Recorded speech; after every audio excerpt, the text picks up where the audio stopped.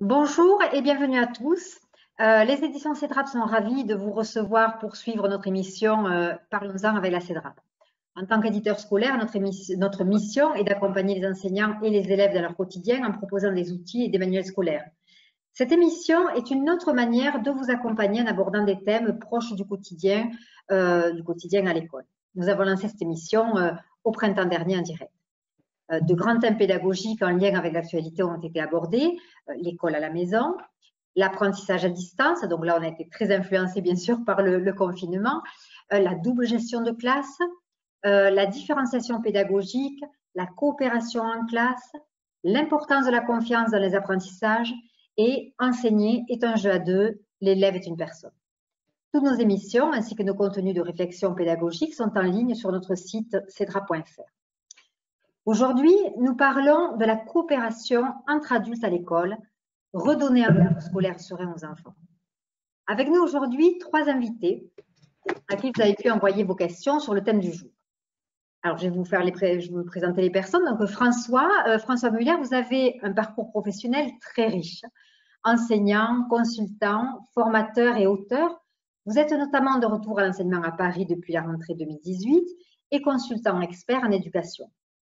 Vous êtes concepteur de Respire, réseau social de l'éducation, auteur de sites de référence comme Diversifié ou encore Innovation et Éducation Lab, et auteur de plusieurs ouvrages en éducation et information dont on peut retrouver les titres sur votre site françoismuller.net. Vous êtes ici pour partager avec nous vos savoirs sur le sujet. Merci de nous avoir rejoints. Pierre Ciotat, vous êtes formateur et doctorant en sciences de l'éducation sur le thème du développement professionnel des enseignants. Vous travaillez sur les thèmes pédagogiques de la coopération et de la personnalisation des apprentissages et sur les groupes d'analyse de pratique. Vous avez plusieurs publications à votre actif, notamment sur la coopération entre élèves dans les cahiers pédagogiques ou encore sur les méthodologies qualitatives. Vous animez également le blog pierre.ciotat.fr où vous partagez le fruit de vos recherches. Bienvenue pour cette émission. Enfin, Florent Nouguez, vous êtes professeur des écoles, enseignant spécialisé auprès des élèves présentant une déficience motrice grave ou un trouble de la santé évoluant sur une longue période ou invalidant. Vous êtes aussi maître formateur. Vous proposez des interventions pédagogiques et des formations numériques sur les mathématiques en maternelle ou encore la phonologie, ainsi que les conférences autour des outils numériques.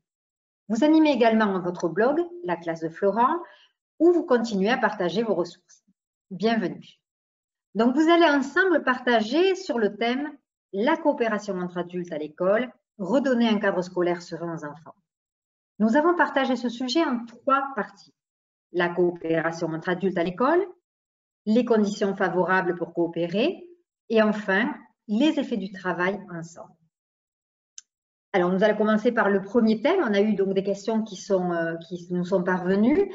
Donc, on a essayé de classifier un petit peu plusieurs sujets à l'intérieur de coopérer entre adultes à l'école, comme par exemple construire du commun sur quel sujet et quand se concerter, écouter, se faire entendre, la place et le rôle de chacun, constituer un groupe cohérent, intelligent et sensible, et enfin, avoir une activité solitaire, mais évoluer à plusieurs. Alors, ce sont 4 grands thèmes. Je crois qu'il y a beaucoup de choses à dire.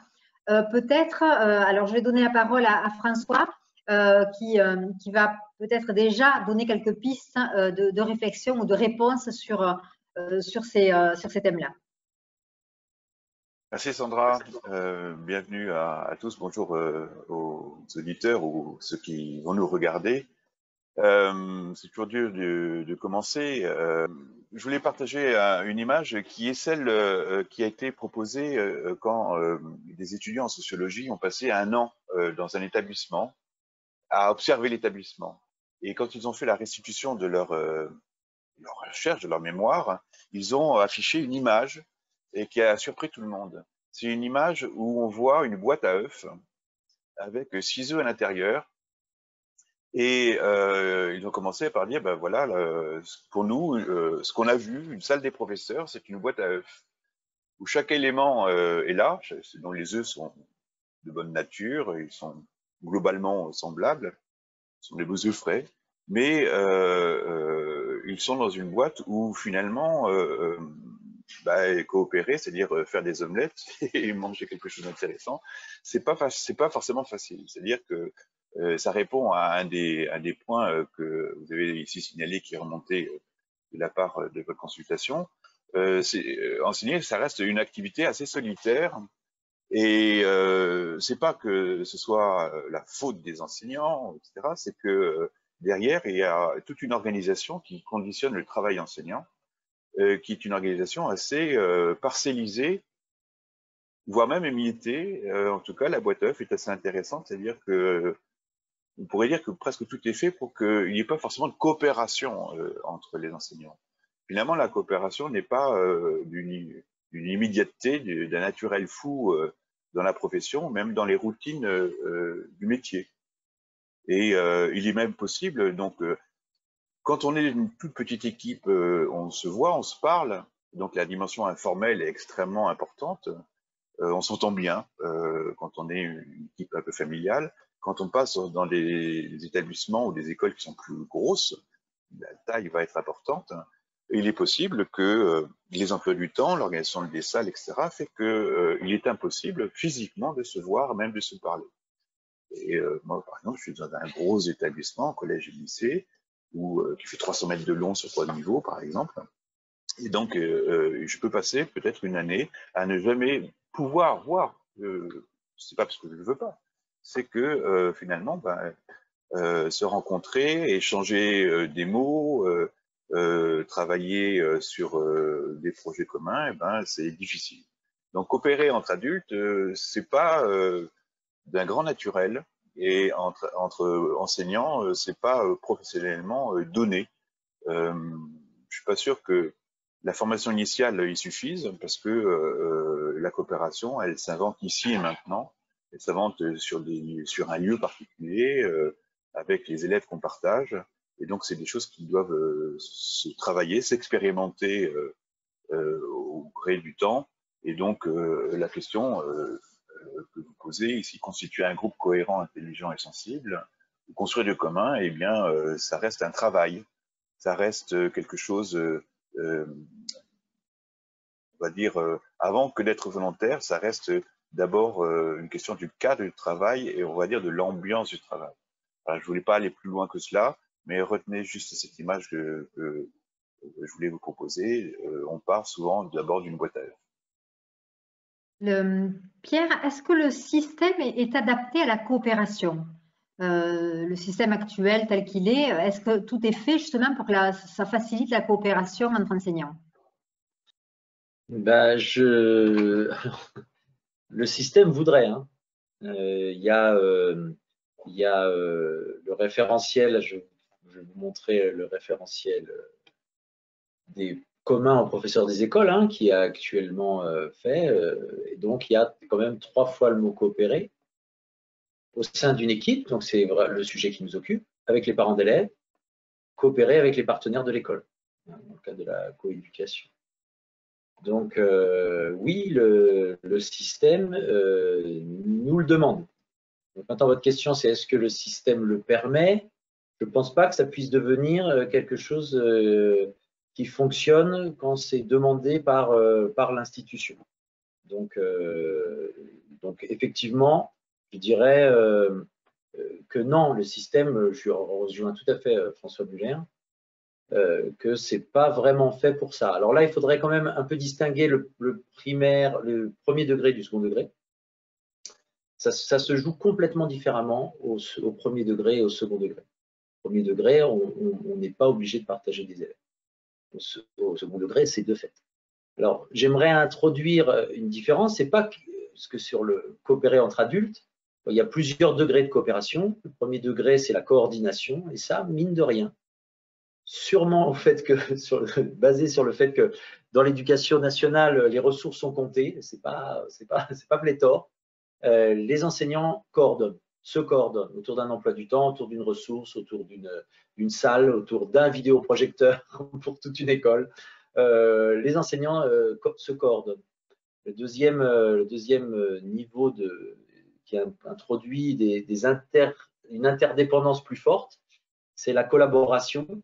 Et le troisième niveau, c'est la coopération. Je ne reviendrai pas pour l'instant sur la collaboration, qui est plutôt adaptée au monde du travail et des enseignants. Donc la coopération entre adultes à l'école, pratiquement, elle n'existe pas. Il y a plein d'enseignants qui vont passer toute leur carrière et qui ont passé toute leur carrière sans jamais coopérer avec d'autres enseignants. Parce que coopérer nécessite d'agir ensemble. Et justement parce que l'enseignement est une activité solitaire, en tout cas si on comprend l'enseignement, le métier d'enseignant comme une interaction face à des élèves, c'est une activité solitaire.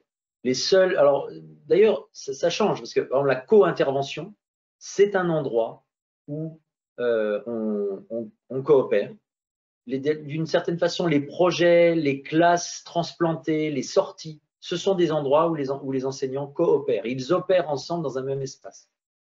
Obligatoirement dans le même but, ils n'ont pas la même discipline, etc. Mais là, ils coopèrent. Mais on sait bien que la co-intervention, bon, depuis quelques années, il y a de plus en plus d'enseignants qui partagent ça. Aussi, les enseignants des réseaux spécialisés interviennent de plus en plus dans les classes. Donc, c'est quelque chose quand même qui bouge. Mais on va dire que on peut encore passer, à mon avis, sa carrière dans l'éducation nationale sans coopérer avec des adultes. Par contre, on collabore. Alors, donc là, il y a la première, on coordonne, ça c'est clair. Au moins, ça existe partout. Par contre, la collaboration qui est centrée sur travailler ensemble dans le but d'une réalisation, dans le but de faire quelque chose, faire tourner un établissement, ça fait partie du métier d'enseignant, mais j'insisterai pas parce que François Muller l'a déjà très bien dit, c'est souvent très compliqué et c'est souvent même empêché par la manière dont est organisé, dans la manière dont on fait vivre les enseignants au travail. Et donc, oui, c'est quelque chose qui existe assez peu et qui est difficile. Souvent, c'est sur l'initiative de certains enseignants autour de certains projets, c'est sous des formes d'affinité personnelle, d'envie. Donc, ça veut dire quand il y a l'envie, une question commune et quelque chose qu'on ne peut pas résoudre seul, oui, souvent, ça fonctionne. C'est souvent sur des temps, pas comme dans d'autres professions où on leur laisse des temps pour se coordonner, pour collaborer, pour coopérer. Honnêtement, dans l'éducation nationale, c'est quand même principalement sur des temps qui sont pas des temps officiellement de travail. Et c'est ce qui aussi freine cette histoire, malgré l'injonction, oui, l'injonction, malgré ce qu'on nous dit de coopérer et que ça fonctionne mieux, et ceux qui ont pu le faire voient qu'il y a ça c'est les effets. Donc il y a des effets positifs. Même malgré tout, quand ils veulent le faire, ils doivent se battre, et c'est souvent sur initiative personnelle, sur temps personnel. Et quand même, beaucoup d'enseignants résistent parce que, à un moment, c'est un métier et pas un sacerdoce. Il y a un point quand tu affiches donc la prescription du référentiel, ça fait maintenant plus de 20 ans que ça existe, et même un peu plus, on voit bien que ça suffit pas pour déclencher. Et on pourrait effectivement, pendant des années, exercer de façon assez confortable et de façon assez routinière, parce que on n'a pas envie, ça marche bien, je l'ai toujours fait comme ça. On a toutes sortes de phrases qui vont bien, qui peuvent expliquer une situation. Pourtant, il y a des choses qui se passent, et quand des professeurs sont amenés à changer, il faut poser la question de qu'est-ce qui a fait que ça change? Qu'est-ce qui fait que des enseignants commencent à se parler ensemble et à partager quelque chose? Et donc, je voudrais juste donner l'exemple d'une école que j'ai pu accompagner pendant quelques années, où c'est une école qui était dans une grande difficulté de zone, hein, c'est une école d'éducation prioritaire, et confrontée à un quartier qui était extrêmement difficile, et donc évidemment il n'y avait que beaucoup de jeunes. En gros, les personnes affectées étaient souvent des débutants, et le premier réflexe était de se recroqueviller. Et quand on est piqué, on va se recroqueviller pour se protéger, et donc un premier réflexe c'est vraiment de s'isoler et quasiment de fermer tout, et de prendre sur soi, et finalement d'avoir des réflexes quasiment à la fois de sauvegarde personnelle, mais c'est presque des réflexes de détresse professionnelle. Et ce qui a changé, c'est que la directrice de l'école a pris sur elle, elle a compris ce problème-là et elle a transformé quelque chose dans son école. Et son école, ce qu'elle a transformé, c'est que le fameux conseil des maîtres qu'il y avait dans le premier degré, qui existe, hein, on se met autour de la table et on va parler du règlement de l'école, on va parler du manque de PQ dans les WC, on va parler de l'ambiance scolaire. Eh bien, ce conseil des maîtres, hein, ou par exemple des évaluations, elle l'a transformé et elle l'a changé en. Alors, l'appellation qu'elle a trouvée, c'est le groupe de partage des doutes et des difficultés. C'est-à-dire que du moment où elle a pris en compte ce qui étaient les situations réelles des enseignants, les difficultés où seuls ils ne pouvaient pas répondre, les impasses des enseignants vis-à-vis de certains élèves. Les enseignants étaient en but avec vraiment en difficulté physique quelquefois avec certains élèves. C'était pas le problème de la personne, c'était un problème professionnel qui devait être assumé à plusieurs. Et donc la coopération a commencé au moment où ils ont commencé, je reprends l'expression, à partager les doutes et les difficultés. Et donc, c'était pas coopérer pour coopérer, c'était bien travailler sur une question sans réponse en disant, mais comment allons-nous faire? Comment ferons-nous pour d'abord analyser ce qui est en train de se passer et donc protéger les personnes, les prévenir d'un burn-out ou d'une démission. On sait ce qu'on a actuellement dans l'éducation, ces problèmes-là. Pour raffermir le corps au niveau d'un corps collectif et faire que au moins on ait une vue commune, une analyse commune. Et ces moments-là d'analyse régulière, et donc vraiment on a franchi un seuil, à réellement pacifier l'école.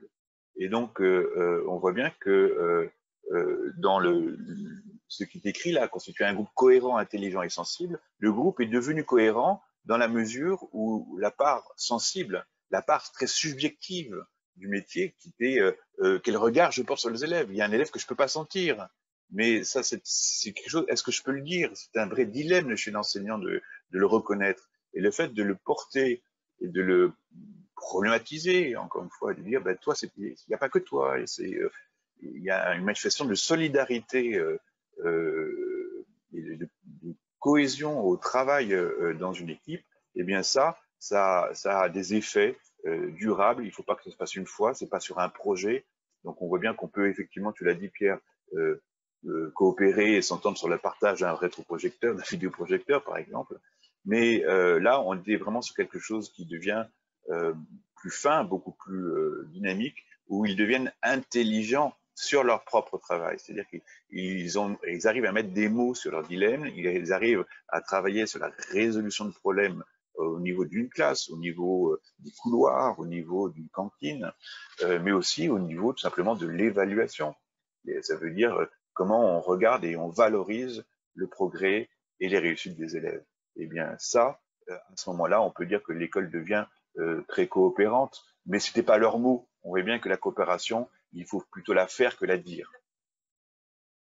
Alors justement, pourquoi coopérer si tout va bien? Puisque là, on a un exemple oui. où c'est un partage de difficultés. Alors, et si tout va bien, pourquoi coopérer? Qui a la réponse? C'est vrai que ça, c'est une bonne question. Je vais plutôt rebondir sur les propos de François et de Pierre, où effectivement, il y a des sujets qui nous forcent à nous concerter. Et je pensais effectivement à ces élèves qui sont hors normes, des élèves qu'on n'arrive plus du tout à gérer en classe, qui mobilisent toute notre attention et qui nous permettent pas de faire classe normalement. Et donc, effectivement, ce genre d'élèves, ça nous force, entre guillemets, à trouver des solutions ensemble entre enseignants, à partager effectivement nos doutes, nos difficultés, ce qu'on peut ressentir par rapport à tel élève, et surtout essayer de trouver des solutions. Pour rebondir aussi sur les propos de Pierre qui parlait des échanges informels, je crois. Alors c'est vrai que nous, moi je suis depuis 4 ans, j'exerce en école maternelle, donc effectivement on a un certain nombre de réunions institutionnelles. mais je pense qu'il y a une grande importance, pour reprendre les propos de Pierre, sur les échanges informels, ce que j'appelle les échanges autour de la machine à café, ou l'importance de passer du temps à midi avec ses collègues pour échanger sur autant des sujets personnels que des sujets autour de l'école, et d'accepter de perdre du temps, entre guillemets, de perdre 5, 10, 15 minutes le matin en arrivant plus tôt ou le soir en partant un petit peu plus tard. Ça nous permet à nous d'échanger des informations qu'on n'aurait pas forcément eu l'occasion d'échanger sur des réunions formelles où on n'aurait pas eu le temps d'attendre ces réunions. Moi, je suis en maternelle, donc nous travaillons avec des ATSEM, et on a quand même bien remarqué que les ATSEM avaient parfois étaient parfois l'oreille des familles, et les familles avaient tendance parfois plus à se confier aux ATSEM qui ensuite pouvaient nous confier certaines informations, dire attention, tel élève vit dans telle situation en ce moment, donc d'avoir un regard peut-être plus particulier. Voilà. Donc, je crois beaucoup à ces réunions informelles qui nous permettent d'échanger un certain nombre d'informations importantes pour nous. Moi, j'appuie complètement Florent. La coopération, avant d'être une pratique, un projet, une envie, c'est souvent une ambiance d'abord. C'est la possibilité de se croiser, de se connaître et de se reconnaître. C'est-à-dire quand la prescription d'un référentiel nous dit il faut travailler ensemble et coopérer, comment je peux faire alors que je ne connais pas et je n'identifie pas qui fait quoi, quelle est là où les compétences, les talents dans une équipe, et donc je peux me débrouiller tout seul, ça sera moins bien, mais je peux le faire. Et donc il y a vraiment il y a des dispositions pour favoriser véritablement d'abord la rencontre, et on sait que dans nos professions, dans toutes les professions, mais en particulier dans l'éducation, l'informalité, c'est-à-dire l'échange d'informations, savoir comment ça se passe, sentir quelque chose. On sent par exemple que quand on arrive vers les vacances à Toussaint, il y a les relations se tendent, les gens sont un peu fatigués, etc. Et donc, si je ne le mesure pas, si je reste dans mon coin et je sors tout de suite après, si je ne partage pas à midi quelque chose avec mes collègues, le repas, tout simplement, on s'aperçoit que pas la cantine, mais le fait de prendre un repas ensemble, eh bien, on est en France, hein, c'est important, et bien des choses se passent là. Je sais que dans des équipes avec lesquelles on a travaillé, vous pouviez être comment dire, agrégé, certifié, mais ça voulait rien dire de la compétence. Les gens commençaient à se connaître et à se reconnaître parce qu'ils avaient commencé à partager ensemble autour d'un repas. Et donc, c'est à partir de ce moment-là que les choses commencent à se nouer, qu'on a parlé de l'expérience de quelqu'un qui était parti à l'étranger et qui a vu que justement, par exemple, les questions de coopération en Allemagne, dans le lycée allemand, par exemple, c'est quelque chose qui est complètement inscrit dans les faits, et on associe très nettement les élèves et les professeurs dans ce cercle-là. Et donc, ils venaient forts de cette expérience-là. Mais si j'en avais pas parlé avec lui à ce moment-là, il l'aurait jamais mis sur la table d'une certaine manière. Donc, c'est d'abord voir dans une école les espaces, les temps qui permettent à une équipe d'abord d'échanger de l'information. La coopération, c'est après des phénomènes de coalescence ou de congruence, c'est-à-dire des gens qui vont se retrouver et qui progressivement vont commencer à formaliser quelque chose. Mais si effectivement on reste dans la boîte à œufs, eh ben, rien ne se passera. Alors, moi je dirais, merci. Ce que je dirais, Sandra, répondre pourquoi, il y a déjà eu des choses qui ont été dites, partager des doutes, parler des doutes et des difficultés professionnelles.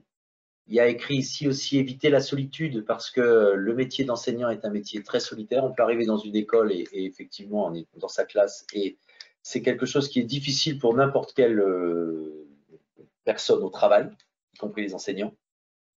On peut coopérer et travailler avec les autres par affinité. Ça fonctionne beaucoup, en binôme, en trinôme. Et on peut coopérer autour de projets. Alors, projets avec les élèves, mais aussi projets de progresser. Projet de là, il y a un truc, j'ai vu un super truc à faire, je me sens pas de le faire tout seul, j'ai envie de me développer, j'ai envie de transformer ma classe, j'en ai marre d'eux.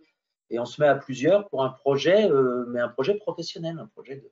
Donc, des raisons, il y en a, mais je dirais dire, elles existent, elles sont pléthores, et puis l'être humain est un être social qui aime en fait partager, et même son travail, qui est une activité sociale très importante dans nos vies. Et moi je dirais, mais pourquoi ça arrive si peu? Et donc il y a des freins. Alors on a parlé des freins, François a parlé des freins tout simplement physiques, la salle de classe. Il y a des endroits où les salles des maîtres, c'est pas très confortable. En ce moment, pour le confinement, on a enlevé les micro-ondes, on a enlevé les machines à café dans certains endroits. Voilà, donc ça, il y a des contraintes physiques. Et ces contraintes-là physiques, elles existent aussi. Là, j'ai été aujourd'hui en formation dans un établissement, et l'établissement est pratiquement tout neuf, il a 2 ans, 3 ans, et en fait, il n'y a pas vraiment d'endroit pour se réunir. Enfin, il y avait un endroit, mais c'était, enfin bon, bref, c'est pas conçu comme ça. Et alors là, je dirais la cause structurelle, c'est que ça ne fait pas partie du métier des enseignants, contrairement à ce qu'on dit dans le référentiel. Enfin, en tout cas, on renvoie dans le référentiel de compétences la responsabilité à l'enseignant. C'est à lui de coopérer avec tout le monde, mais en fait, ce n'est pas encore construit ce n'est pas inclus dans le métier de l'enseignant. Le métier de l'enseignant, c'est faire progresser des élèves, on va dire, en tout cas dispenser un enseignement. Et il y a un cas qu'on peut citer, un cas historique, quasiment plusieurs cas historiques. En France, c'était un mouvement qu'on avait connu au niveau presque mondial. Il y a ce qu'on appelle des écoles à aire ouverte. Ça a été très branché dans les années 70, et donc il y a quelques écoles à aire ouverte en France. C'est quasiment des open area, vous savez. Avant qu'on parle des open space dans les années 2000, c'est des écoles qui n'ont plus de murs. Donc c'est des grandes salles, si vous voulez, où il y a la possibilité de groupement. Toutes ces écoles sont construites autour d'un immense centre de documentation qui doit vivre, etc. Et donc c'était des rêves un peu utopiques, souvent de recteurs et d'architectes qui ont construit ces écoles-là. Il y en a à Paris, hein, par exemple, il y en a 3 à Paris. Et elles sont connues parce que elles ont une vie maintenant. Elles ont 40 ans de vie professionnelle, si vous voulez. Et c'est extrêmement intéressant de voir que finalement, c'est des écoles qui appellent à la coopération. C'est-à-dire que puisqu'il n'y a plus de mur, puisqu'il n'y a plus la boîte à œufs, donc tout le monde doit coopérer, les élèves travaillent ensemble, les profs doivent travailler ensemble, la régulation se fait, etc. Eh bien, il faut aller dans ces écoles pour voir comment ça se passe. Et oui, je t'en prie. Pour continuer sur les freins, oui. Les freins institutionnels, l'école où l'évaluation est très importante. Il y a une partie du système qui pousse à faciliter la coopération entre enseignants, la réforme des cycles, les concertations, cycle 3, là par exemple collège-lycée. Il y a énormément il y a une partie de l'institution qui comprend ce mouvement d'efficacité pour les enseignants, pour leur propre développement et pour les résultats sur les élèves. Et dans le même temps, il y a énormément de choses qui, en fait, vont à l'inverse.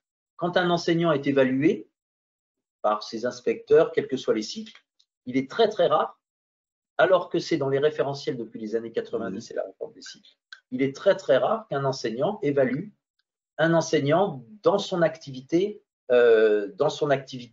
coopérative, dans sa collaboration avec les autres. C'est encore plus vrai dans le second degré où la vision reste disciplinaire, quand bien même maintenant on invite au contraire, mais les enseignants vont se conformer finalement à comment on les regarde. Et donc si on compare, s'ils sont observés et s'ils sont évalués d'une certaine manière et dans un certain angle, ils vont faire peser leur effort, leur travail, leur énergie dans les contenus didactiques, dans la progression, dans l'évaluation des élèves, mais spécialement pas dans le travail d'équipe. Alors que les besoins actuellement des écoles, c'est travailler, Florent l'a signé tout à l'heure, c'est travailler sur les questions de différenciation, sur les questions d'inclusion, sur les questions de coopération des élèves dans une classe, mais aussi dans la vie de l'établissement. Enfin, il y a toute cette dimension d'élargissement finalement du cadre professionnel qui est d'une grande actualité, ce qu'il faut accompagner, étant un peu en discordance avec ce qui cadre le métier d'enseignant, à la fois l'organisation et les questions d'évaluation derrière. Peut-être justement, on peut passer au thème suivant, même si enfin, on parle d'un autre thème, mais ça reste une continuité, hein, puisqu'il s'agit de parler des conditions favorables. Donc, on va voir la diapositive suivante, pardon. Justement, par rapport à ces conditions, donc les enseignants qui apprennent, ce sont des élèves qui réussissent. Avoir le souci de la relation, donc on l'a déjà plus ou moins abordé, la confiance dans l'efficacité du travail ensemble. On est toujours justement dans ces échanges. Peut-être Florent, un premier exemple ou vous pourriez partager sur ce thème-là, sur les conditions favorables. Justement, vous en avez un petit peu parlé quand vous disiez de partager la journée, les difficultés, etc. Pour moi, je vois au moins 3 conditions. J'avais parlé d'écouter, se faire entendre, mais je pense aussi à tout simplement l'envie. Ça rejoint peut-être votre question tout à l'heure. Si tout va bien, pourquoi coopérer? Un enseignant qui n'a pas envie, je pense pas qu'il soit apte à pouvoir écouter l'autre et à pouvoir se faire entendre. Si dans sa classe, il juge que tout va bien et que c'est le meilleur enseignant, bon, c'est difficile de le faire bouger. Donc, déjà, faut avoir envie. Et ouais, j'avais parlé dans l'introduction de l'importance de l'écoute et de se faire entendre. Écouter l'autre, c'est se dire mais qu'est-ce que l'autre pourra m'apporter afin de mieux répondre, par exemple, aux besoins de mes élèves. Écouter, c'est aussi savoir reformuler les propos de l'autre, le questionner pour être sûr d'avoir bien compris le message. Je prends un exemple concret. On a une réunion officielle avec l'équipe de circonscription dans ma ville. Je suis en REP+, et l'équipe du RAZ. Et la question, c'était l'état de forme des grandes sections suite au confinement. Et finalement, une des conclusions, c'était de souligner l'importance du jeu encore en grande section. Et donc, concrètement, donc on entendait ce message en tant qu'enseignant. OK, il faut jouer, mais peut-être reformuler ce type de message, mais quel type de jeu? Est-ce qu'il faut seulement jouer? C'est ce qui se joue sur ce type de réunion, savoir reformuler des propositions, des demandes. Donc, d'une part, il y a l'écoute, mais aussi savoir se faire entendre, parce que j'ai aussi des choses à dire. Enfin, tout enseignant, tout individu a aussi des choses à dire, un certain éclairage à apporter. Et enfin, de manière générale, je pense que le mieux, c'est de rester factuel, de formuler le plus clairement ce que nous souhaitons, notre besoin éventuel. Et dans le cas où les enseignants ont envie de coopérer, tout va bien. Et parfois, on a des confrontations d'opposition plus ou moins fortes. C'est la réalité du métier. On ne choisit pas ses collègues. Quand tout va bien, c'est super. Mais parfois, la dispute, entre guillemets, ou l'affrontation de points de vue est parfois inévitable ou nécessaire. Et c'est pas toujours facile à vivre, mais dans ces cas-là, il faut se fixer des lignes rouges à pas dépasser. Par exemple, pas d'attaque personnelle, pas de jugement de valeur, pas d'attitude de mépris, ce que tu dis. Enfin voilà, par le visage, on peut exprimer beaucoup de choses très négatives. Et voilà, si ces lignes rouges sont franchies, j'ai pu le vivre par le passé, voilà, la confiance est rompue, il n'y a plus de dialogue possible, ou les échanges sont plus possibles, ou alors ils sont biaisés, ils sont factices, voilà. Parfois, vous parliez, je ne sais plus qui parlait des vacances d'octobre, je crois que c'est François, où on commence à être fatigué, c'est vrai. Eh ben oui. Il y a des moments dans l'année où on est plus énervé, plus fatigué, on peut être en colère pour X raisons. Et dans ce cas-là, c'est plus difficile de se faire, déjà d'écouter l'autre et aussi de se faire entendre. Et je pense que le mieux parfois, c'est de savoir différer les échanges, dire là, je ne peux pas, on va peut-être pas prendre de décision, on va pas échanger sur ce sujet maintenant, on a besoin de souffler, on prendra une décision plus tard, dans quelques jours, dans une semaine. Voilà. Pour répondre, je voudrais essayer de répondre à la question, effectivement, les conditions favorables pour coopérer. Je voudrais prendre appui sur un témoignage écrit. C'est une collègue qui s'appelle Karine, elle travaille en lycée professionnel au lycée Lamache à Lyon. Et donc, elle fait partie d'une équipe et elle avait fait un court écrit sur comment ça s'est passé. Elle fait partie d'une équipe qui travaille sur ce qu'on appelle la pédagogie du care, c'est-à-dire comment le soutien, la bienveillance auprès des élèves. Donc, on est en lycée professionnel. Et donc, je lis juste ce qu'elle dit de comment elle a construit son truc avec son équipe. Je suis parti d'une interrogation toujours présente sur notre école. Donc, vous voyez bien que ce qui l'a fait déclencher, c'est qu'est-ce qui se passe avec nos élèves en ce moment qui sont pas bien, il y a quelque chose qui ne marche pas. Et un voyage en Finlande à la Toussaint en équipe pour observer différents établissements. Donc, ils sont allés voir ailleurs. Ils ont pris le pouls ailleurs. Là, ça a été comme une évidence. Il fallait se nourrir de ce système sans vouloir le copier pour répondre aux problématiques qui sont les nôtres. Le profil de la classe s'est dessiné à notre retour dans l'avion. Donc, ils n'ont pas eu besoin d'une réunion au sommet pour le faire. Ensuite, des collègues intéressés nous ont très vite rejoints dans l'aventure. Donc, la coopération reste une aventure. Nous nous formons collectivement. Donc, ils n'ont pas besoin d'une formation étiquetée au PAF ou au PDF pour se former. Il y a un travail sur le développement professionnel qui est extrêmement important, par les formations que nous choisissons, par les multiples échanges entre nous et par les temps de réunion, mais aussi par la veille pédagogique que nous essayons d'assurer. Donc, je me branche, la coopération, c'est je me branche avec moi, mais je me branche aussi avec d'autres que mon équipe, et avec toutes les autres équipes qui s'occupent de la pédagogie care. Nous travaillons une journée avec ces équipes-là en essayant de faire vivre réellement ce que nous proposons aux élèves. Ensuite, chacun s'approprie le projet en fonction de ce qu'il est, de son public. Le projet doit pouvoir s'adapter. Donc, on voit bien que la coopération, ça part donc d'une vraie interrogation qu'elle partage, d'alimentation extérieure, de co-formation, et donc cette dimension d'aller voir chez l'un, chez l'autre, de co-observation. Tu as parlé tout à l'heure de co-intervention, mais là, c'est pas le cas. Et surtout, une grande part d'intensification des échanges. On voit bien que c'est vraiment un système. Hein. Quand chacun des éléments devient porteur de quelque chose, mais qu'ils vont devenir intelligents, au sens intelligent veut dire se mettre en relation. Interligere en latin, c'est se mettre en relation les uns et les autres. Et donc, ils sont passés du modèle de la boîte à œufs à un modèle quasiment neuronal de synapses. Et là, ils ont basculé complètement. Ça a changé l'établissement. Pierre, est-ce qu'il existe une solitude chez les enseignants par rapport justement à la coopération ou le manque de coopération?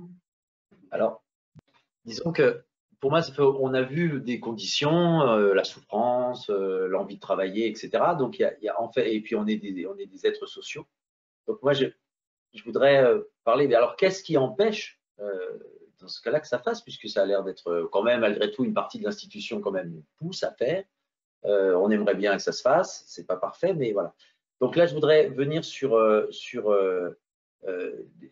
quand on regarde les études de la souffrance au travail, en France, la souffrance au travail, une étude là qui est faite sur déterminants et conséquences de l'épuisement professionnel, le facteur 4 de la souffrance et de l'épuisement au travail, du burn-out maintenant on dirait, eh bien c'est les conflits relationnels avec les parents d'élèves, les chefs d'établissement et les collègues. Quand on regarde des études internationales, c'est plutôt vers la troisième cause de souffrance au travail et c'est le travail en équipe. Donc on peut comprendre que certains enseignants, surtout quand ils ont quelques années, quand ils ne peuvent pas aussi rester, parce que quand on est jeune et sans famille, ça, moi j'interroge des enseignants sur le développement professionnel, quand ils commencent leur carrière, ils doivent se stabiliser, ils restent pour les moments informels, ils savent que c'est important pour passer cette phase qu'on appelle en sociologie des professions la survie, le début où on comprend son travail. Donc il reste, mais arrivé à un certain autre moment dans sa carrière et donc dans sa vie, on a un peu moins de temps, on rentre plus tôt, on a des enfants à aller chercher, enfin voilà, tout ça, ça monte. Et on a pu avoir, comme on le disait déjà, qu'on a pu avoir l'expérience d'équipes où ça marchait mal, où on a été mis à mal, où on a souffert. Et là, je pense que vous le voyez, une citation de Claire Hébert-Sutrin, dit autrement, n'idéalisons pas l'équipe, elle peut être force d'exclusion, de jugement et de destruction. le mot équipe fait appel à toutes sortes de représentations. La question de l'équipe des enseignants ne s'inscrit-elle pas dans la grande question sociale des rapports entre le je, les, nous et les dynamiques organisationnelles? Donc, j'allais dire, l'histoire de travailler en équipe, il y a presque personne qui pourrait dire non. Et pourtant, il y a quand même beaucoup d'enseignants et il y a beaucoup d'environnements d'écoles, d'établissements, où en fait, c'est presque mieux de ne pas coopérer. Les salles de profs au primaire et au secondaire peuvent être des coupe-gorge narcissiques. On se moque. On est dans la. J'aimais bien ce qu'avait dit François sur le fait de commencer sur les doutes de cet établissement, parce que souvent dans les réunions et dans les salles d'enseignants, on est plutôt dans le performatif et le parfait. Complètement. Donc ce qui sort, c'est quand on a réussi, et c'est super des fois de parler, des moments champagne. Et c'est pour ça qu'il faut. Oui, il faut. Quand moi je galère dans la classe, ça m'aide pas. Il faut profiter que nous soyons des gens plus âgés pour oser exprimer des doutes et des difficultés. D'une certaine manière, c'est un niveau d'expertise dans le métier que moi je n'hésite pas à le dire quand je suis avec des collègues avant un conseil de classe, de dire ça va pas en ce moment, etc.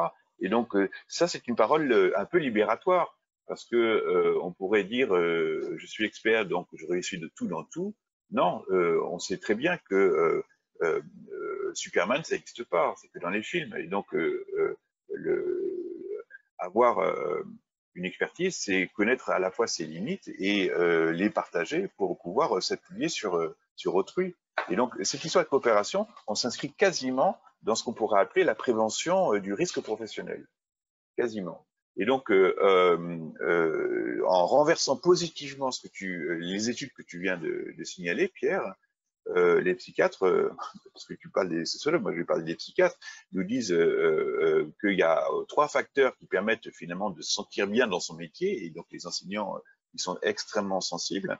C'est d'abord les nombreux feedbacks qu'ils ont de l'effectivité de leur travail, c'est-à-dire quelle est la relation qu'ils ont avec leurs élèves, et donc le fait qu'ils perçoivent des élèves des choses qui marchent de ce qu'ils font. Et donc, si un enseignant ne fait qu'enseigner, il n'aura que très peu de feedback de son travail. Donc, il y a bien une manière d'enseigner qui fait que ça génère des effets retour sur comment ça fonctionne, positifs ou négatifs, qui permettent d'ajuster sa pratique. Et donc ça, plus vous multipliez les feedbacks, plus vous travaillez sur la co-évaluation avec les élèves. Et donc, on voit bien que coopérer avant les adultes, c'est un travail aussi qui se passe avec la manière de faire avec les élèves. Le deuxième facteur, c'est la bonne ambiance auprès des collègues. C'est j'irai bien, et donc le fait d'être bien, de pouvoir parler de la chasse, de la pêche et de la foire au vin, mais aussi d'autres choses, ça conforte et ça donne un très beau matelas favorable, un très beau terreau favorable après aux coopérations. Et le troisième facteur, c'est la reconnaissance du N+1, c'est-à-dire du directeur d'école ou de l'inspecteur, du chef d'établissement, etc. Et donc là, on voit bien que bien travailler dans un bon milieu professionnel, ça touche assez directement, on a parlé de l'organisation du travail, et ça touche aussi directement la question RH, la question donc de la gestion des ressources humaines et donc derrière l'évaluation. Et donc, je pense que Sandra n'avait pas, en jetant ce thème de coopération ici entre nos mains, ne pensez pas qu'on allait quasiment re-questionner le système éducatif. Mais c'est ça dont il s'agit. La coopération, on a beau la prescrire, elle ne se fait pas. Donc il y a bien des raisons qui font que des professionnels qui sont suffisamment intelligents et experts de leur pratique n'y vont pas directement. C'est qu'il y a des choses qui sont quand même des petits empêchements, mais des petits empêchements assez réguliers. Ça frotte, en gros. Et donc, il y a des endroits où ça se passe très bien. Il y a vraiment des écoles. Moi, j'ai travaillé beaucoup sur le repérage de plusieurs milliers d'écoles, encore une fois, de plusieurs milliers de cas où les choses peuvent se passer et ça se passe. Et donc, c'est une vraie dynamique, c'est une vraie aventure. Mais il y a en France plus de 60 000 écoles 3000 lycées, 3000 collèges, et puis non, il y a des milliers, et donc c'est pas suffisant. On s'aperçoit que la masse critique n'est pas là. Et donc, il y a bien quelque chose qu'il faut changer. Et donc, là, je vous ai dit que c'est forcément lié à des questions qui sont liées aux questions de gouvernance. Et je ne parle pas forcément du niveau national, quoique la RH et l'évaluation, c'est national, mais c'est aussi des questions de gouvernance au niveau local, le partage des rôles et des responsabilités au niveau d'un établissement. Donc, ça a à voir avec ce qu'on appelle le leadership scolaire. C'est-à-dire que dans des écoles, aller voir à l'étranger comment ça se passe. Dans l'État de l'Ontario, et je ne veux pas parler du Québec, mais de l'Ontario, les professeurs sont envisagés comme, ils appellent ça des leaders pédagogiques, c'est-à-dire que chacun des professeurs est chargé d'une mission, d'une tâche de coopération et d'interaction avec les autres. Donc il fait à la fois enseigner, mais il est à la fois autre chose. Et donc autre chose qui le met en situation de relation avec d'autres. Je travaille aussi sur la Nouvelle-Zélande et on voit que la Nouvelle-Zélande, la dimension du travail collectif est essentielle, c'est quasiment 50-50. Dans la définition du travail, c'est à la fois que tu es en charge de tes élèves et à la fois que tu es en charge de quelque chose dans l'établissement qui te rend interdépendant et actif dans l'établissement. Tu as une petite responsabilité au niveau de l'établissement. Et dans l'évaluation, c'est 50-50. Vous voyez que c'est très lié. On a affaire ici à un vrai écosystème avec ses routines, ses façons de regarder les choses. Et donc, nous sommes ici en phase de transformation progressive, à bas bruit de notre système. Et donc, la question, elle peut être centrale. On voit bien les tensions, les difficultés qu'on a à traiter cela parce que il y a des nœuds gordiens, quelquefois, qu'il va falloir à un moment donné trancher. Je crois que Pierre veut réagir. J'ai vu qu'à plusieurs reprises. Changer d'échelle. Florent, tout à l'heure, parlait ce que peut-être vous avez appelé ici le souci de la relation, c'est-à-dire qu'effectivement, c'est des fois des activités, des compétences de filtrer ses jugements, de mimique, de faire attention, d'être bien traitant avec ses collègues, de montrer qu'effectivement, c'est aussi important de parler des trucs qui ne marchent pas que d'être tout le temps performatif et de montrer ce qui fonctionne. On peut en tout cas le faire sans être utilisé, attaqué ou que ce soit utilisé comme une faiblesse. Donc ça, c'est une ambiance et effectivement, là, je suis entièrement d'accord, le leadership, le chef d'établissement, le directeur, l'inspecteur ont un rôle extraordinaire à jouer. Or, la confiance, construire une ambiance avec un souci de la relation, ça prend beaucoup de temps et ça se casse en une demi-phrase. Et oui. Ça, c'est vraiment dommage. On dit que le fusil a un coup. C'est humain, hein, c'est comme l'arbre du Ténéré, il a mis 200 ans à pousser, il a été détruit en 5 minutes. Il ne repoussera plus. Alors, je voudrais changer d'échelle. Par contre, casser une autre, peut-être casser, enfin remettre en cause une représentation qu'on a, c'est qu'il ne faut pas non plus attendre d'avoir une ambiance parfaite pour travailler ensemble. Et qu'en fait, dans ces choses où on a vu pourquoi faire un projet, parler de la souffrance, Florent disait, quand des élèves nous mettent dans l'impuissance, beaucoup d'enseignants partagent ça. Certains élèves nous mettent dans l'impuissance et honnêtement, là, comme on est dans l'impuissance et on ne sait pas quoi faire, on va aller voir les autres pour essayer de parler cette question. Et en fait, c'est le troisième point ici, la confiance dans l'efficacité du travail ensemble. C'est-à-dire que si on arrive à mettre en place des réponses à des questions, des manières de se réunir, des manières de parler à 2, à 3, à 5, à toute l'équipe, qui soient efficaces, c'est-à-dire qui mènent à quelque chose, qui répondent à une question, petite, il n'y a pas besoin d'être des grands projets de toute la Circo ou de tout un rectorat, eh bien en fait on voit que les enseignants aiment ça. En fait, tout être humain au travail aime se lier à d'autres et voir que le produit de ce travail ensemble a produit quelque chose. Et cette idée de, on n'a pas besoin de s'aimer ni d'avoir confiance les uns dans les autres pour travailler. Voilà. On peut collaborer avec des gens qu'on n'aime pas vraiment. Par contre, quand je suis avec lui, disons que je bosse plus vite, je vais plus loin, en plus il est super compétent dans des trucs où je suis pas très compétent, on se complémente, et ben je vais la prochaine fois travailler avec ce collègue ou cette collègue, parce que voilà, je ne boirai pas des bières avec lui ou elle, mais honnêtement au boulot ça avance plus vite et on fait des trucs bien.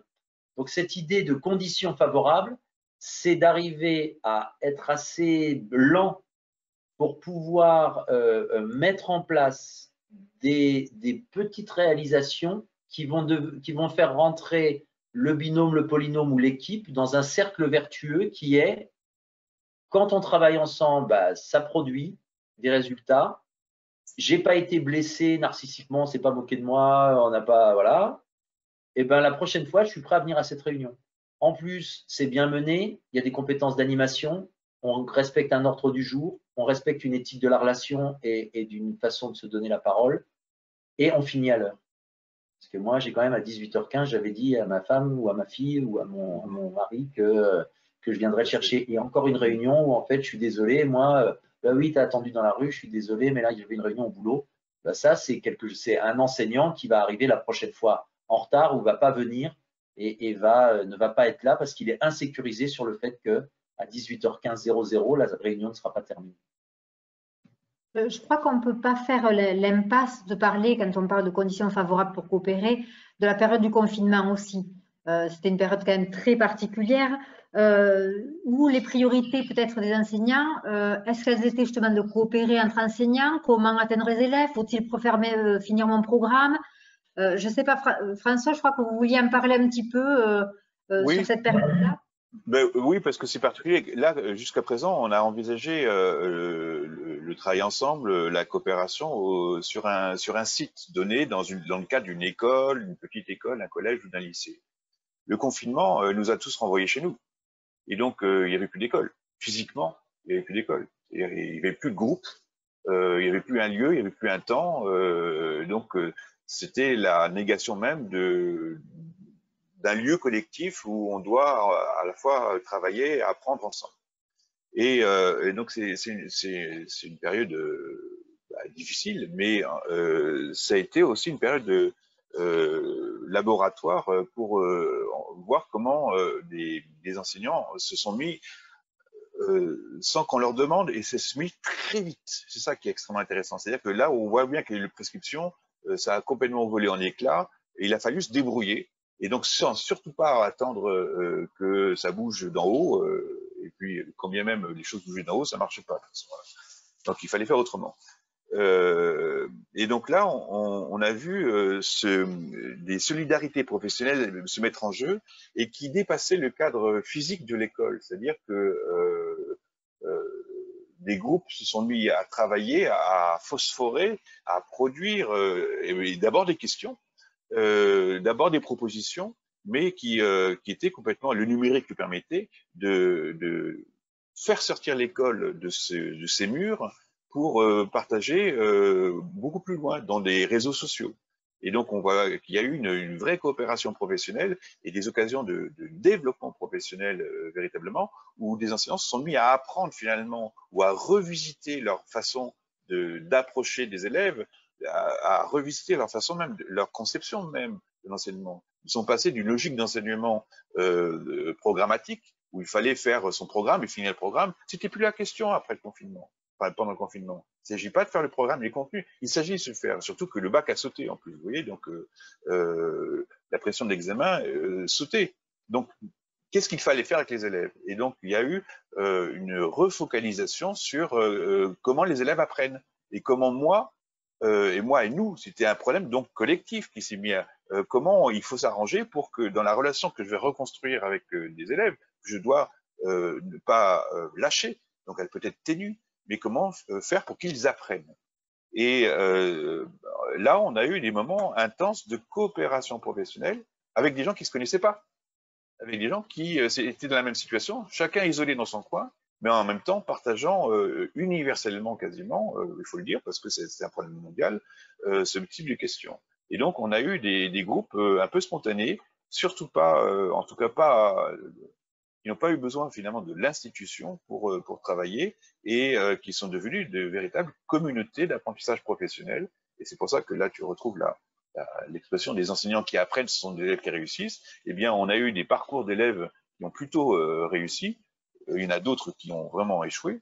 Alors, qu'est-ce qui fait qu'il y a eu des gens qui ont réussi, d'autres ont échoué? C'est que le confinement a été un révélateur, a été une cristallisation de ce qui se passait avant.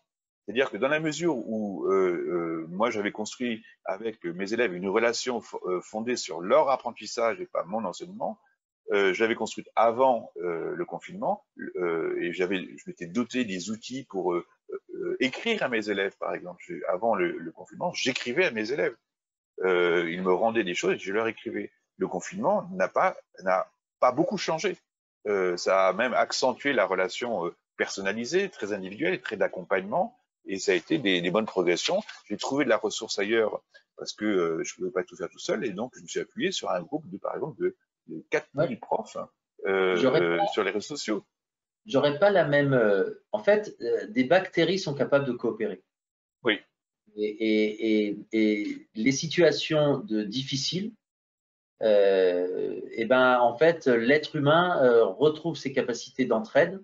Donc là, j'ai retrouvé c'est Pablo Servigny et Gauthier Chapelle sur l'entraide, l'autre loi de la jungle. Et en fait, l'histoire de quand on est dans des situations d'urgence, d'impuissance, de crise, enfin vraiment d'une manière, c'est pas spontané. On est fait pour s'entraider et être solidaire. En fait, ce qu'on appelle, donc moi je suis un peu pessimiste sur le fait que par contre, quand les situations de crise disparaissent, et j'espère que le confinement ne changera pas, je ne suis pas sûr que ça fasse bouger grandement l'institution sur ce sujet-là. Alors, on a eu cette expérience, donc bon, c'est une expérience. On a appris aussi des outils, et c'est important. Mais je suis, à partir du moment où les conditions hostiles disparaissent, ça c'est la thèse de Servigny et Chapelle, à partir du moment où les conditions hostiles disparaissent, ben, en fait, l'individualisme et la compétition reprennent le dessus parce que ce sont plutôt des stratégies gagnantes. Oui. Il peut y avoir des routines, c'est-à-dire que effectivement, le système qui a été en crise comme un corps organique, qui peut être en crise, donc ça veut dire en surcharge ou en faiblesse, peut retourner après des routines qui le préservent, qui préservent ses ressources. La routine, ça sert à s'économiser. Ça peut être ça. Le confinement, donc, moi, je pense que il y aura quand même des effets de changement quand même. Alors, l'histoire des masses critiques, on verra. Mais il y a quand même des effets de changement. Il y a des gens qui vont pas sortir indemnes de ça. Oui, on a assisté à des collaborations, on a assisté à encore une fois, pas vraiment des coopérations, on n'a pas vraiment agi ensemble. Par contre, on a collaboré dans le but de s'en sortir. Et ça, c'était très bien et ça a permis aussi de voir que ça fonctionnait. Ça a permis aussi un sentiment de compétence pour les enseignants. Et puis, pendant un moment, les enseignants ont vécu un petit peu la reconnaissance sociale du métier qu'ils avaient, qui n'était pas si facile. Et quand les parents sont revenus avec leurs enfants, et ça a fait du bien au corps professoral. Et je pense que c'était bien. Peut-être Florent pourrait nous partager justement cette période du confinement, des échanges particuliers. Est-ce que vous avez senti plutôt une solitude ou au contraire, ce qu'on dit, ces partages-là, vous l'avez vécu avec vos collègues? Alors, j'ai vécu avec mes propres collègues de ma propre école, mais aussi, j'ai envie de dire que la salle des classes ou la machine à café, c'est devenu WhatsApp ou Twitter, réseaux sociaux, avec des amis enseignants, formateurs, branchés numériques. Voilà, deux amis, on est tous les trois montés d'un cran dans nos aptitudes par rapport au numérique, d'une part. Par rapport à Twitter, je pensais à un groupe qui s'appelle EPS & Co, qui proposait des images fixes par rapport à l'activité physique qu'on pouvait proposer à des élèves de la maternelle jusqu'à l'élémentaire.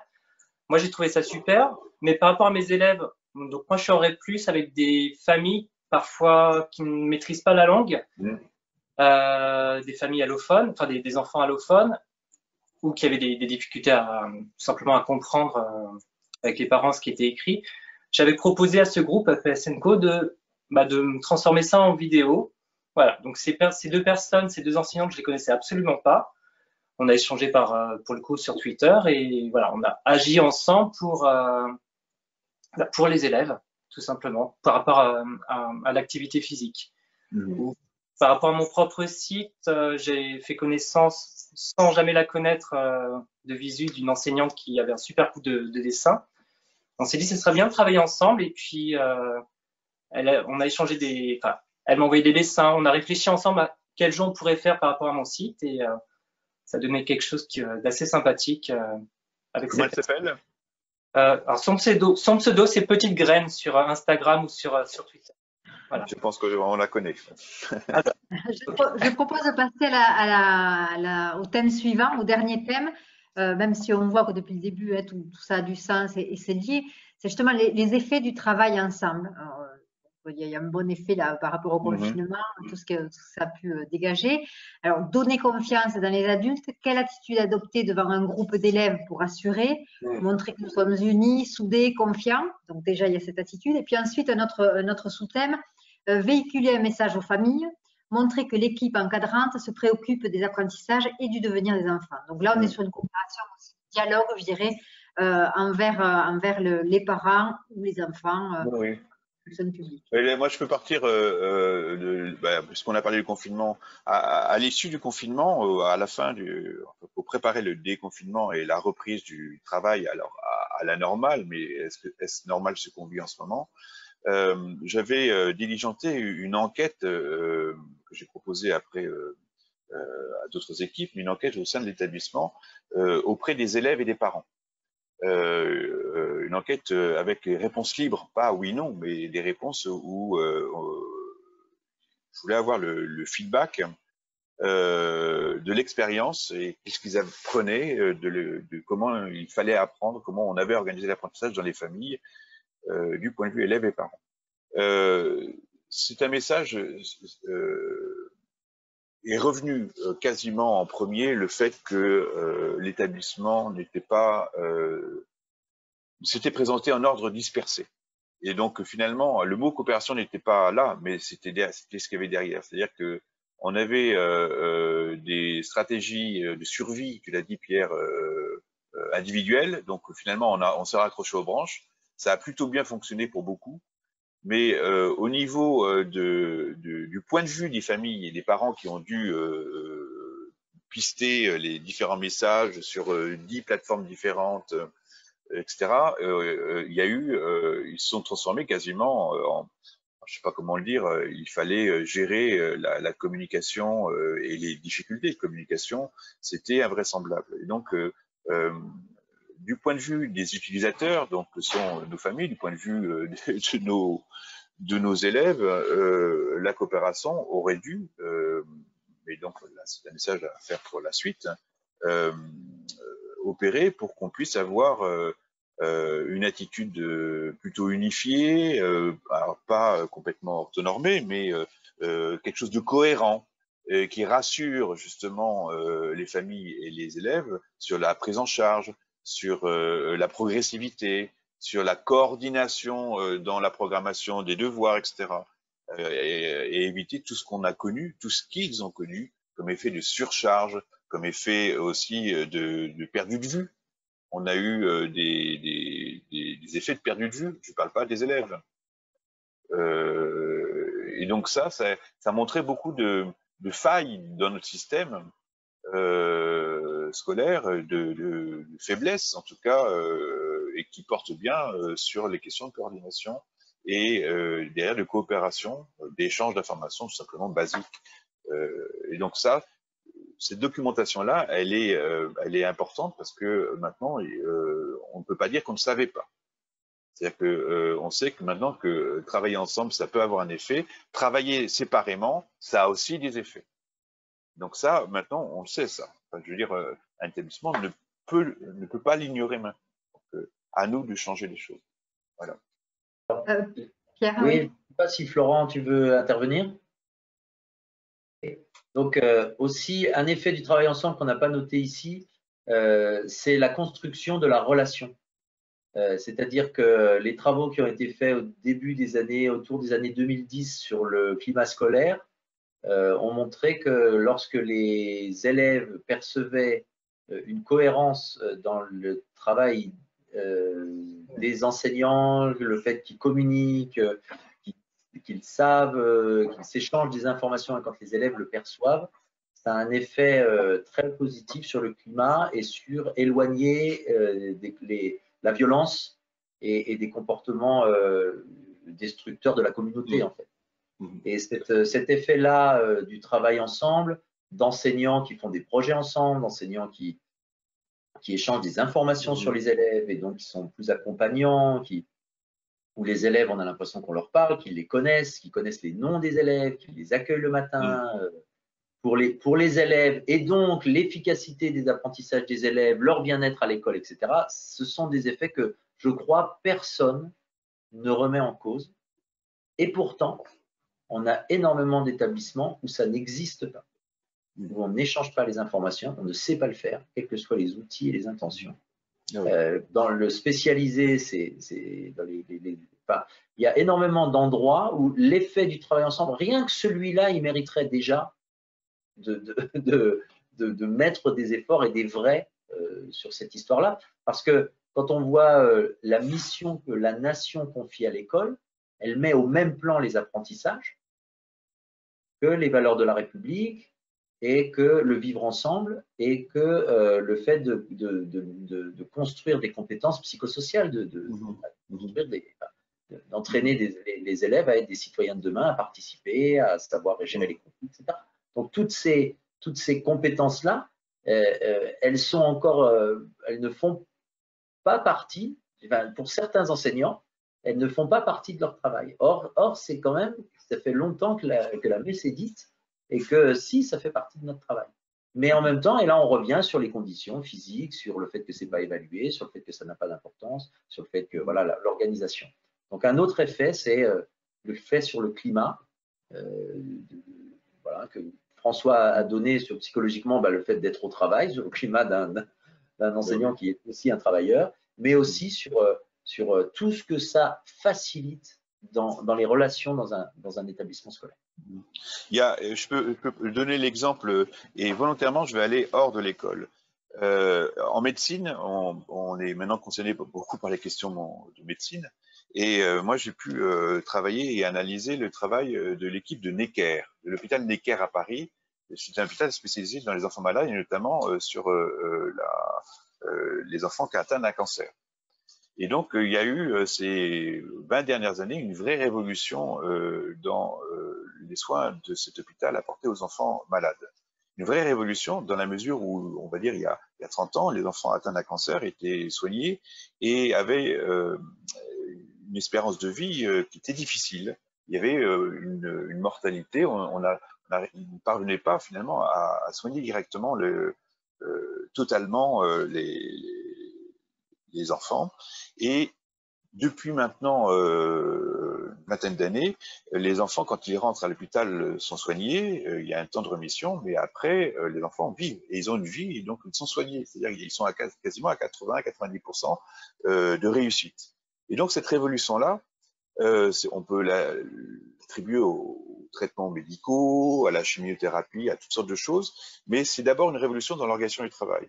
C'est-à-dire que les médecins ou l'hôpital s'est structuré non plus en termes de discipline que vous connaissez, l'oncologie, la radiologie, etc., mais ils se sont mis autour d'une table et ils se sont mis en ce qu'ils appellent CMD, la consultation multidisciplinaire. C'est-à-dire qu'ils sont mis les spécialités autour d'une table, et dans les spécialités, il y avait le radiologue, l'anesthésiste, l'infirmière, etc., et il y a un site chargé de l'école à l'hôpital.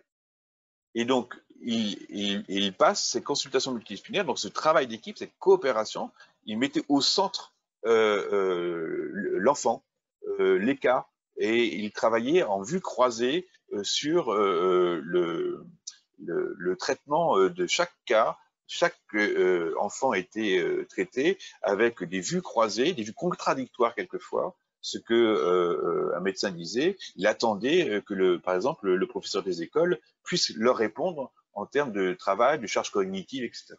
Eh bien ça, cette révolution du travail, le fait qu'ils coopèrent en équipe, ça a eu des effets assez enfin, plus qu'immédiat, ça a des effets de vitalité, de dynamique pour les enfants qui ont été traités à l'hôpital. Et donc, c'est une des preuves qui veut dire que d'abandonner ces routines un peu de cloisonnement, de passer de la boîte à œufs finalement à une table partagée, eh bien, ça a des effets presque immédiats. Ça signifie des choses de famille, mais c'est aussi très efficace au niveau de la vie organique, mais aussi des apprentissages. Les enfants qui sont à l'hôpital, c'est des enfants qui apprennent, ils sortent de l'hôpital, ils n'ont pas lâché l'école, ça marche. Alors, moi, j'aimerais aussi un autre effet qu'on pourrait dire, ça c'est les travaux que j'essaye de mener là avec ma thèse, c'est que ça a des impacts en termes de développement professionnel. Oui. Après un certain stade, alors ça c'est les travaux, bon, c'est pas important les détails pour l'instant, après un stade de survie et de stabilisation, moi je commence à voir, et d'autres l'ont vu, qu'il y a un moment, le développement professionnel s'arrête, l'enseignant s'installe dans des routines de travail, dans un confort professionnel, et qu'il est très difficile, même s'il le désire, même s'il voit que les élèves changent, même s'il voit qu'il y a plein de choses à faire, que les parents changent, enfin, il y a beaucoup de choses qui changent, c'est très difficile de sortir de ce confort professionnel ou de choses qu'on voudrait changer, c'est pas obligatoirement un confort d'ailleurs, même de l'inconfort professionnel, c'est difficile, sans les autres. Et qu'en fait, il faut des binômes pédagogiques, il faut des équipes soutenantes et porteuses, il faut des endroits où on puisse parler pédagogie. Parce que quand on arrête de parler pédagogie ou quand on arrête de parler des élèves, mais en termes d'apprentissage, eh ben, le moulin tourne à vide. Et quand le moulin tourne sans grain, il commence à s'autodétruire. Et dans beaucoup de collectifs professionnels d'enseignants, ben, si on ne parle pas des élèves, des apprentissages des élèves, de pédagogie, de questions d'éducation, eh ben, on commence à parler des uns et des autres. Et ceux qui, voilà, on commence à échanger sur des avis, des jugements de comportement, se méfier, voilà. Et en fait, ça détruit le collectif, ce que vient de dire Florent tout à l'heure, hein, sur les risques narcissiques, enfin, c'est autrement, mais…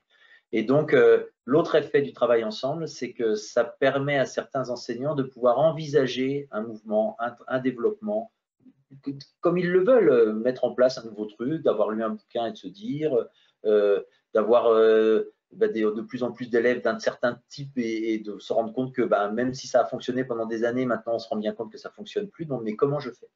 Et ça, le faire autrement que collectivement, ça doit pouvoir exister, mais c'est très très rare les enseignants qui arrivent seuls à sortir de leur…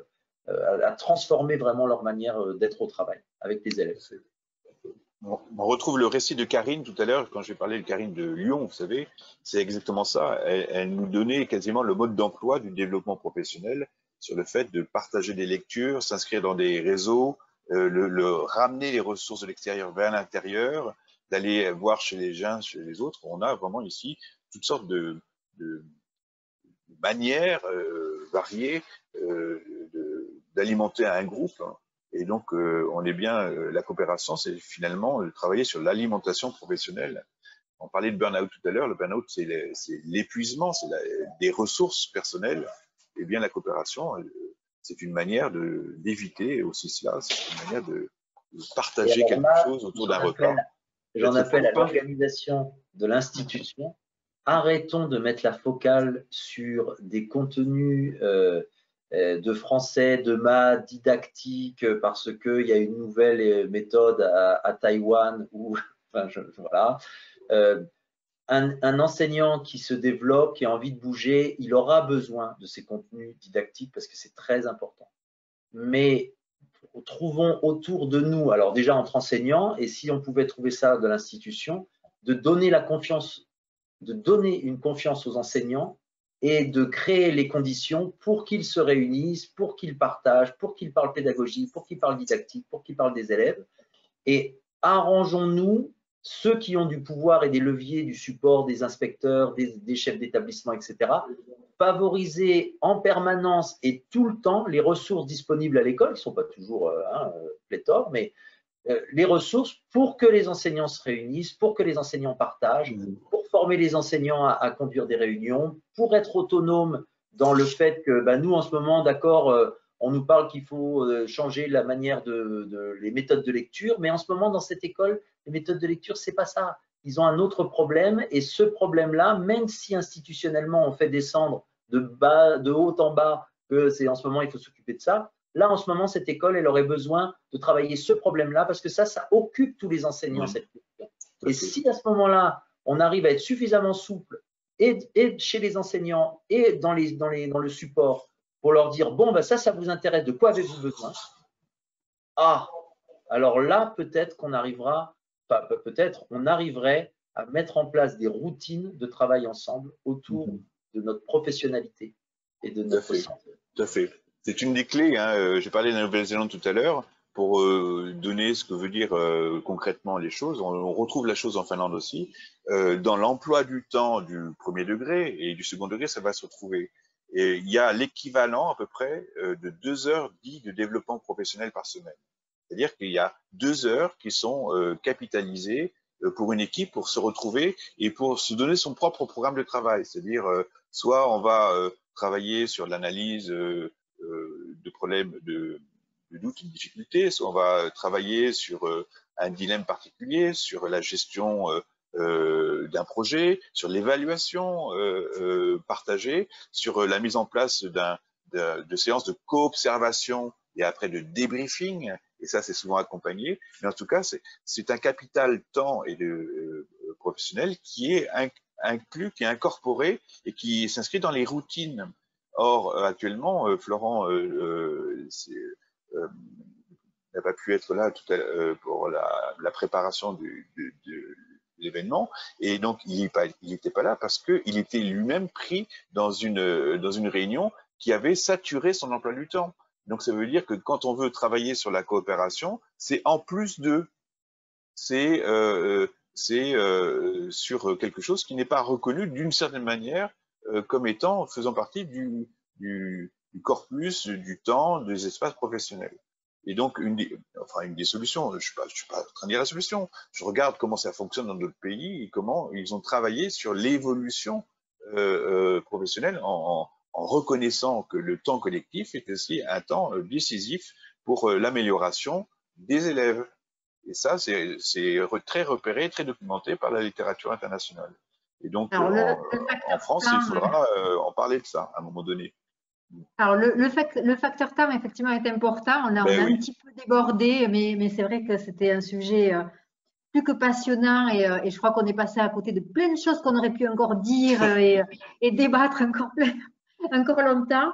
Voilà, il y a eu plusieurs conclusions finalement là sur cette fin, notamment Pierre qui a mis en avant l'importance du rôle de l'enseignant et que finalement les outils, c'est-à-dire le livre, etc., les méthodes de lecture, ce ne sont que des outils et c'est l'enseignant et l'équipe enseignante aussi qui fait que ça fonctionne. Hein. Donc ça, il faut le remettre au centre et je crois que le confinement a bien mis l'enseignant au centre justement de la réussite de ses élèves. De le rappeler et j'adore ça, alors là, j'adore ce que tu viens de dire, remettre l'enseignant au centre. Ah, ça fait tellement longtemps que je ne l'ai pas entendu, j'adore. Parce que c'est vrai que le confinement l'a rappelé, en tout cas au grand public, entre guillemets, qui est moins dans le milieu scolaire. Et là on s'en est vraiment rendu compte. C'est important aussi aujourd'hui, avec effectivement les guerres des méthodes, etc., de voir quelle que soit la méthode, c'est l'enseignant, ce n'est qu'un outil, la méthode, et c'est l'enseignant qui fait que ça réussira. D'où l'importance de la liberté pédagogique aussi. Donc ça, c'est quelque chose à maintenir. On dévie un petit peu de la coopération, mais c'est vrai que j'ai beaucoup aimé cette intervention de Pierre, parce que voilà, on défend tous un petit peu ça.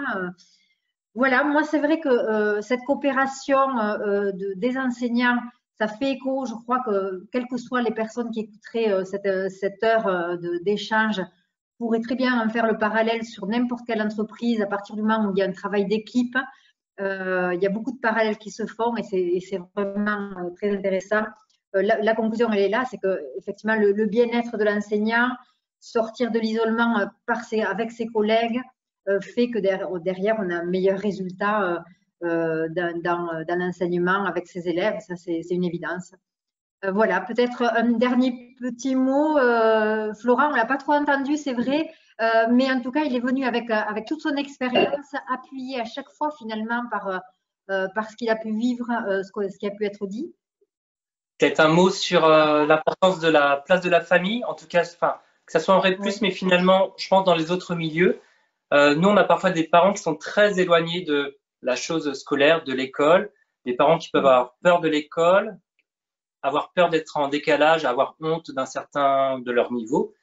Et nous, en tout cas, en REP+, en général, on a une vraie volonté d'accueillir les parents, que ça soit sur des cafés organisés au sein même de l'école, ou ce qu'on appelle la classe ouverte, où un parent peut venir de 8h30 à 10h, par exemple, dans la classe, pour voir son enfant évoluer avec l'enseignant.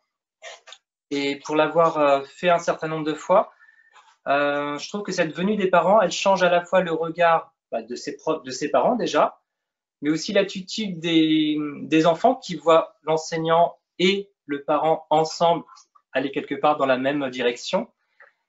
Il y a aussi une sorte de travail qui se fait entre parents. On a toujours des parents qui sont plus moteurs que d'autres, des parents moteurs qui sont allés dans la classe, qui vont convaincre des parents de venir, des parents qui vraiment particulièrement éloignés. Et pour eux, c'est à la fois des moments de révélation. Ah oui, effectivement, on pourrait faire ça avec mon enfant. Mon enfant est capable de faire ceci. Je pourrais peut-être le faire à la maison. Et le retour verbal ou non verbal de ses parents, pour nous aussi, c'est un véritable encouragement. Et quelque part, parfois, ça fait du bien quand on est fatigué de voir notre travail reconnu, utile aussi par ses parents. Voilà. Tout à fait. Et le confinement a été une occasion de retrouver le chemin aussi des parents, pour beaucoup. Et les parents de retrouver eux-mêmes le chemin vers la communication de l'école. Ça a été un des sujets très importants qu'on a redécouvert pour beaucoup d'entre nous. Ouais. Merci à vous trois d'avoir accepté notre invitation pour débattre de la coopération. Donc cette émission, elle sera sur notre site et on pourra la voir et la revoir et la partager bien sûr avec un maximum de personnes. À très bientôt. Au revoir. Merci à vous. À bientôt. Merci Florent, merci François, Sandra et Léa. Merci. Ça a été un plaisir. Au revoir.